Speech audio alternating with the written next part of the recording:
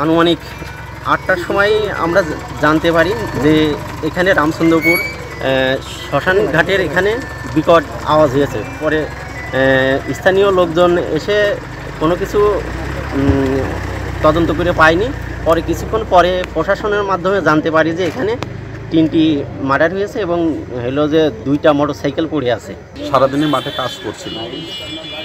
সকালবেলা রসুন সেচ দিয়েছে, পেঁয়াজে সেচ দিয়েছে, পরে ধানের জমি ঘাস মেরেছে, মারার পরে বিকেলবেলার দিকে গোসল করে একটা কল আসছে। কল আসার পরেই উনি গুছিয়ে রেডি হয়ে ভাবি তখন জিজ্ঞেস করেছে কোথায় যাচ্ছে।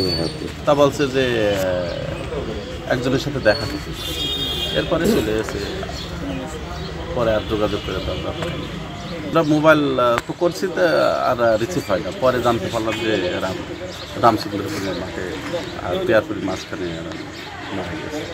মানে 5টার দিক থেকে বাড়ির থেকে বেরিয়ে কোথায় গেল জানি না, তবে রাত 7টার দিকে আমরা শুনছি যে সে তার মোবাইলে পাওয়া যাচ্ছে না, মোবাইল মানে রিসিভ করছে না, রিং হচ্ছে রিসিভ করছে না। তারপরে আধা ঘন্টা পরে আমরা শুনতে পেলাম যে সে মার্ডার হয়ে গেছে। কে বা কাহারা মারি গেছে আমরা জানি না। ওখান থেকে টেলিফোন গেল যে হলো তার মারি ফেল গেছে 3 জনা। হানিফের সাথে তার এক শালা আছে আর একজন পিয়ারপুরের, এটা জানতে পারলাম না। শুল্কবা থানাতে এসে জানতে পারলাম যে পিয়ারপুরের ছেলে আরেকজন। এই 3 জনার খবর আমরা এইভাবে নিয়েছি। মাঠের অলরাউন্ডার আমি, আর ঘরের allrounder Tylox. Tylox toilet cleaner, clean মানেই টাইলক্স। ইসলামিক কলেজে পড়াশোনা করতো, 2 বছর আগে মাস্টার্স কমপ্লিট করে ফুটবল টল খেলে বেড়ায়। হ্যাঁ, এইটুকুই। আর কালকে রাত সন্ধ্যার আগে বাসার থেকে আসছে। প্রাথমিকভাবে যেটা জানতে পারি সেটা হচ্ছে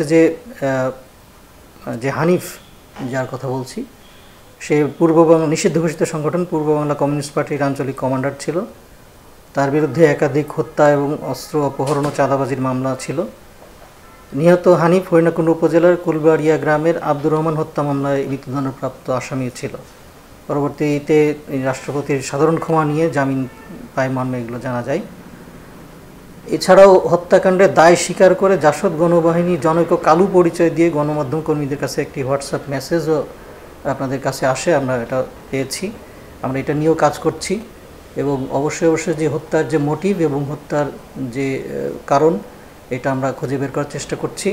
এবং একই সাথে আমাদের যে নিহত যারা হয়েছে এর লাশ আমরা ময়নাতদন্তের জন্য মর্গে প্রেরণ করেছি। প্রাথমিকভাবে যেটা মনে হচ্ছে যে উভয় পক্ষের মধ্যে একটা কোনো বিষয় নিয়ে এটা থাকতে পারে এবং সেই বিষয়ে সুরাহা না হওয়াতেই হয়তো তাদের মধ্যে এই গোলাগুলিটা হতে পারে। আমরা এটাও তদন্ত করে দেখছি। আমরা তদন্তটা সম্পন্ন করলে আপনার ডিটেলস জানাতে পারবো।